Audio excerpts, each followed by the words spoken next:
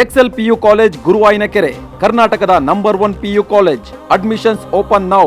Bengaluru police ಆಯುಕ್ತರ ಕಚೇರಿಗೆ ನಟ ದರ್ಶನ್ ಪತ್ನಿ ವಿಜಯಲಕ್ಷ್ಮಿ ಅವರು ಭೇಟಿಯನ್ನ ಕೊಟ್ಟಿದ್ದಾರೆ.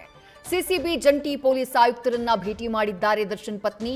ಅಶ್ಲೀಲ ಕಾಮೆಂಟ್ ಹಾಗೆ ಪೋಸ್ಟ್ಗಳಿಗೆ ಸಂಬಂಧಪಟ್ಟ ಹಾಗೆ ವಿಜಯಲಕ್ಷ್ಮಿ ಅವರು ದೂರನ್ನ ಕೊಟ್ಟಿದ್ದು, ಒಂದು ವಾರ ಆಯ್ತು ಕಂಪ್ಲೇಂಟ್ ಅನ್ನ ಕೊಟ್ಟು. ಶೀಘ್ರ ಆರೋಪಿಗಳ ವಿರುದ್ಧ ಕ್ರಮ ಆಗಬೇಕು ಅಂತ ಹೇಳಿ ವಿಜಯಲಕ್ಷ್ಮಿ ಅವರು ಮನವಿಯನ್ನ ಮಾಡಿಕೊಂಡಿದ್ದಾರೆ. ವಕೀಲರ ಜೊತೆ ಕಚೇರಿಗೆ ಆಗಮಿಸಿ ಮನವಿಯನ್ನ ಮಾಡಿಕೊಂಡಿದ್ದಾರೆ ನಟ ದರ್ಶನ್ ಪತ್ನಿ ವಿಜಯಲಕ್ಷ್ಮಿ.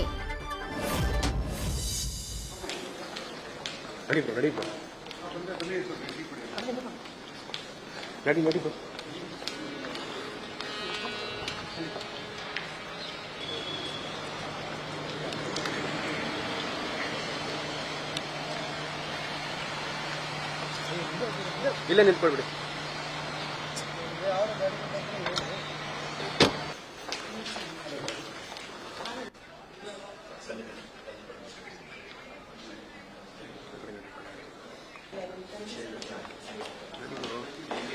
ಮುಂದೆ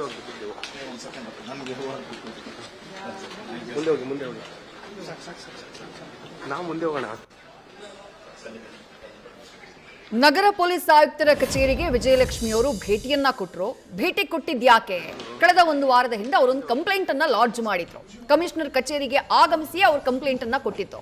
ಈ ಫ್ಯಾನ್ ವಾರ್ ನಡೀತಾ ಇದ್ದಂತಹ ಸಂದರ್ಭದಲ್ಲಿ ವಿಜಯಲಕ್ಷ್ಮಿ ಅವರ ವಿರುದ್ಧ ತೀರಾ ಅಶ್ಲೀಲವಾದಂತಹ ಕೆಟ್ಟು ಕೊಳಕು ಅಸಹ್ಯ ಕಾಮೆಂಟ್ಗಳನ್ನ ಪೋಸ್ಟ್ಗಳನ್ನ ಕೆಲವರು ಮಾಡಿದ್ರು. ಅಂತಹ 18 ಅಕೌಂಟ್ಗಳ ವಿರುದ್ಧ ಕಂಪ್ಲೇಂಟ್ ಅನ್ನ ಕೊಡುವಂತಹ ಕೆಲಸವನ್ನ ವಿಜಯಲಕ್ಷ್ಮಿ ಅವರು ಮಾಡಿದ್ರು. ಆ ಅಕೌಂಟ್ಗಳು ಯಾವುವು ಅನ್ನುವುದನ್ನ ಉಲ್ಲೇಖ ಮಾಡಿದ್ರು.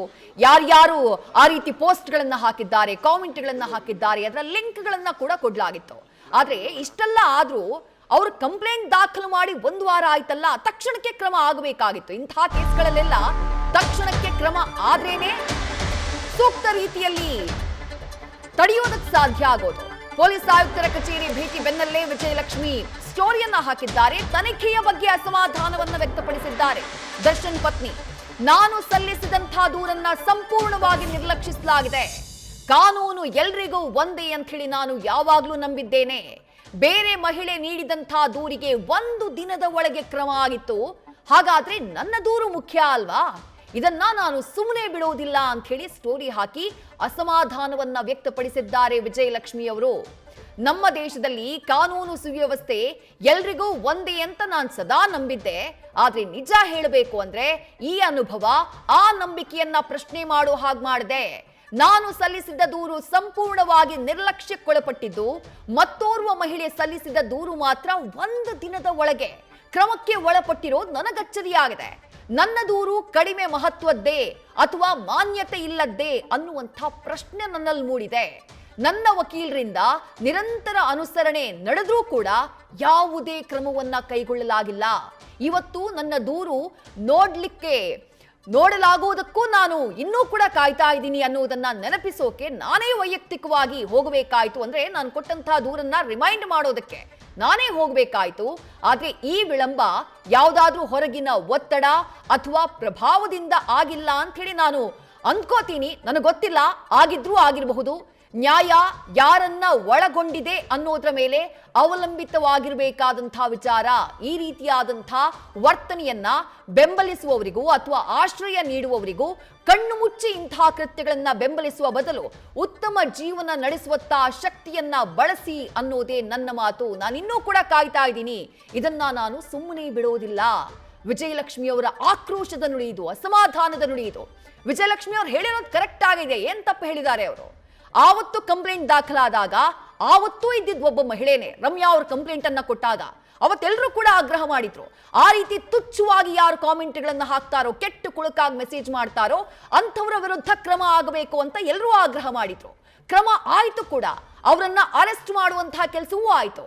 ಆದ್ರೆ ವಿಜಯಲಕ್ಷ್ಮಿ ಅವರು ಕಂಪ್ಲೇಂಟ್ ಕೊಟ್ಟು 1 ವಾರ ಆದ್ರೂ ಇದುವರೆಗೂ ಕ್ರಮ ಆಗಿಲ್ಲ. ಹಾಗಾಗಿನೇ ಅವರು ಅನುಮಾನವನ್ನ ವ್ಯಕ್ತಪಡಿಸ್ತಾ ಇರೋದು. ಡೀಟೇಲ್ಸ್ ನಮ್ಮ ಪ್ರತಿನಿಧಿ ಅಂಕಿತಾ ನೀಡ್ತಾ ಹೋಗ್ತಾರೆ. ಅಂಕಿತಾ, ವಿಜಯಲಕ್ಷ್ಮಿ ಅವ್ರು ಹೇಳಿರೋದು ಕರೆಕ್ಟ್ ಆಗೇ ಇದೆ ಅಂತ ಅನ್ಸುತ್ತೆ. ಯಾಕಂದ್ರೆ ರಮ್ಯಾ ಅವರು ಕಂಪ್ಲೇಂಟ್ ಕೊಟ್ಟಾಗ ಆದಂಥ ಆ ಶೀಘ್ರ ಕ್ರಮ, ತ್ವರಿತ ಕ್ರಮ ಈ ಕೇಸ್ನಲ್ಲಿ ಯಾಕಾಗಲಿಲ್ಲ ಅಂತ ಹೇಳಿ. ಯಾಕಂದ್ರೆ FIR ಕಾಪಿ ನಾವು ನೋಡಿದ್ದೀವಿ ಅಂಕಿತಾ. ಆ ಅಕೌಂಟ್ಗಳನ್ನ ಉಲ್ಲೇಖ ಮಾಡಿದ್ದಾರೆ, ಆ ಲಿಂಕ್ಗಳನ್ನ ಅವ್ರು ಹಾಕಿದ್ದಾರೆ. ಅಷ್ಟಾದ್ರ ಮೇಲೂ ಆರೋಪಿಗಳನ್ನ ಹಿಡಿಯೋದಕ್ಕೆ ಯಾಕೆ ಸಾಧ್ಯ ಆಗಿಲ್ಲ? ವಿಜಯಲಕ್ಷ್ಮಿ ಅವರು ತಮ್ಮ ಸ್ಟೋರಿನಲ್ಲಿ ಉಲ್ಲೇಖ ಮಾಡಿರೋ ರೀತಿನೇ ಯಾವ್ದಾದ್ರೂ ಹೊರಗಿನ ಶಕ್ತಿ ಅಥವಾ ಹೊರಗಿನ ಪ್ರಭಾವ ಪೊಲೀಸ್ ತನಿಖೆಯಲ್ಲಿ ಹಸ್ತಕ್ಷೇಪ ಮಾಡಿದ್ಯಾ ಅಂತ ಹೇಳಿ ಅಂಕಿತಾ? ವಿದ್ಯಾ, ಖಂಡಿತವಾಗ್ಲೂ ಇಲ್ಲ. ಯಾಕೆಂತಂದ್ರೆ ಈಗಾಗಲೇ ವಿಜಯಲಕ್ಷ್ಮಿ ತನ್ನ ಇನ್ಸ್ಟಾಗ್ರಾಮ್ ಸ್ಟೋರಿಯಲ್ಲಿ ಏನ್ ಪೋಸ್ಟ್ ಮಾಡಿದ್ದಾರೆ ಅದಕ್ಕೆ ನಗರ ಪೊಲೀಸ್ ಆಯುಕ್ತ ಸೀಮಂತ್ ಕುಮಾರ್ ಸಿಂಗ್ ಅವರು ರಿಯಾಕ್ಷನ್ ಅನ್ನ ಕೊಟ್ಟಿದ್ದಾರೆ. ಅಂದ್ರೆ ನಾವು ಎಲ್ಲಾ ರೀತಿಯ ತನಿಖೆಯನ್ನ ಮಾಡ್ತಾ ಇದೀವಿ, ಯಾವುದೇ ರೀತಿಯ ಭೇದ ಭಾವವನ್ನ ಇಲ್ಲಿ ಮಾಡ್ತಾ ಇಲ್ಲ ಅನ್ನೋದನ್ನ ಅವ್ರು ಈಗಾಗಲೇ ಸ್ಪಷ್ಟಪಡಿಸಿದ್ದಾರೆ. ತನಿಖೆ ಅಂದ್ರೆ ಈ ಒಂದು ಪ್ರಕರಣ ವಿಜಯಲಕ್ಷ್ಮಿ ಅವರು ಕೊಟ್ಟಿರುವಂತಹ ದೂರಿಗೆ ಸಂಬಂಧಪಟ್ಟಂತೆ ಹಿರಿಯ ಅಧಿಕಾರಿಯ ಲೆವೆಲ್ ನಲ್ಲೇ ಇದನ್ನ ನಾವು ತನಿಖೆ ಮಾಡ್ತಾ ಇದ್ದೀವಿ. ಯಾವುದೇ ರೀತಿಯಲ್ಲಿ ನಾವು ನಿರ್ಲಕ್ಷ್ಯ ಮಾಡಿಲ್ಲ. ಜೊತೆಗೆ ಅಂದ್ರೆ ವಿಜಯಲಕ್ಷ್ಮಿ ಅವರು ಹೇಳ್ತಾ ಇರುವಂತದ್ದು ಸಂಪೂರ್ಣ ಸುಳ್ಳು. ಪೊಲೀಸರು ಎಲ್ರಿಗಾಗೂ ಇದೀವಿ. ಈ ಕೇಸ್ ನಲ್ಲಿ ಅಷ್ಟೇ ಅಲ್ಲ, ಬೇರೆ ಕೇಸ್ ನಲ್ಲೂ ಅಷ್ಟೇ. ಅಂದ್ರೆ ನಮ್ಗೆ ಏನ್ FIR ಆಗುತ್ತೆ ಆ ಎಲ್ಲಾ ಕೇಸ್ ಕೂಡ ನಾವು ಒಂದೇ ರೀತಿಯಲ್ಲಿ ತನಿಖೆ ಮಾಡ್ತೀವಿ. ವಿಜಯಲಕ್ಷ್ಮಿ ಕೊಟ್ಟಿರುವಂತಹ ದೂರಿನ ಅನ್ವಯ DCP ಹಂತದಲ್ಲೇ ತನಿಖೆ ಆಗ್ತಾ ಇದೆ. ಪೊಲೀಸರು ಕೂಡ ಎಲ್ಲರಿಗೋಸ್ಕರ ಇದೀವಿ. ಯಾವಾಗ ಕೇಸ್ ಆಯ್ತು, ಯಾವಾಗ FIR ಆಯ್ತು, ಆ ಸಂದರ್ಭದಲ್ಲಿ ತಕ್ಷಣವೇ ನಾವು ಕ್ರಮವನ್ನು ತೆಗೆದುಕೊಂಡಿದ್ದೀವಿ. ಆದ್ರೆ ಕೆಲವು ಸಮಯದಲ್ಲಿ ತಕ್ಷಣ ಪ್ರಕರಣಕ್ಕೆ ಸಂಬಂಧಪಟ್ಟಂತೆ ಲೀಡ್ ಸಿಗೋದಿಲ್ಲ. ಹಾಗಾಗಿ ಒಂದ್ ಸ್ವಲ್ಪ ಡಿಲೇ ಆಗಿರೋದು ಬಿಟ್ರೆ ಬೇರೆ ಯಾವುದೇ ರೀತಿಯಲ್ಲಿ ಉದ್ದೇಶ ಇಲ್ಲ. ಒಂದು ವೇಳೆ ನಮ್ಮ ಅಧಿಕಾರಿ ಏನಾದ್ರೂ ನಿರ್ಲಕ್ಷ್ಯ ವಹಿಸಿದ್ರೆ ಅಥವಾ ಪ್ರಕರಣಕ್ಕೆ ಸಂಬಂಧಪಟ್ಟಂತೆ ಸರಿಯಾದ ರೀತಿಯಲ್ಲಿ ತನಿಖೆ ಮಾಡಿಲ್ಲ ಅಂತಂದ್ರೆ ಅವರ ಮೇಲೆ ನಾವು ಕಠಿಣ ಕ್ರಮವನ್ನ ಕೈಗೊಳ್ತೀವಿ. ಅಂದ್ರೆ ಅಧಿಕಾರಿಯ ಮೇಲೆ ಕಠಿಣ ಕ್ರಮವನ್ನ ಕೈಗೊಳ್ತೀವಿ. ಅಂದ್ರೆ ಕಳೆದ ಬಾರಿ ಬಂದಂತಹ ಸಂದರ್ಭದಲ್ಲಿ ಭೇಟಿ ಆಗೋದಕ್ಕೆ ಸಾಧ್ಯ ಆಗಿರ್ಲಿಲ್ಲ. ಆದ್ರೆ ಇವತ್ತು ವಿಜಯಲಕ್ಷ್ಮಿ ಬಂದು ಎಲ್ಲವನ್ನ ಕೂಡ ನಮ್ಗೆ ವಿವರಿಸಿದ್ದಾರೆ. ಅವರ ಮುಂದೆ ನಾವು ತನಿಖಾಧಿಕಾರಿಯನ್ನ ಕರೆದು ಈಗಾಗಲೇ ಮಾಹಿತಿಯನ್ನ ಕೂಡ ಮಾಡಿದೀವಿ ಅನ್ನೋ ಒಂದು ವಿಚಾರವನ್ನ ಅವರು ಹೇಳ್ತಾ ಇರುವಂತದ್ದು. ಆದ್ರೆ ಇನ್ಸ್ಟಾಗ್ರಾಮ್ ಸ್ಟೋರಿಯಲ್ಲಿ ಹಾಕಿರುವಂತಹ ಒಂದಷ್ಟು ಅಸಮಾಧಾನಕ್ಕೆ ಸಂಬಂಧಪಟ್ಟಂತೆ ಈಗಾಗಲೇ ನಗರ ಪೊಲೀಸ್ ಆಯುಕ್ತರು ಫುಲ್ ಪೊಲೀಸ್ ಸ್ಟಾಪ್ ಅನ್ನ ಇಟ್ಟಿರುವಂತದ್ದು. ವಿದ್ಯಾ, ಥ್ಯಾಂಕ್ ಯು ಅಂಕಿತಾ ತಮ್ಮೆಲ್ಲ ಡೀಟೇಲ್ಸ್ಗೆ.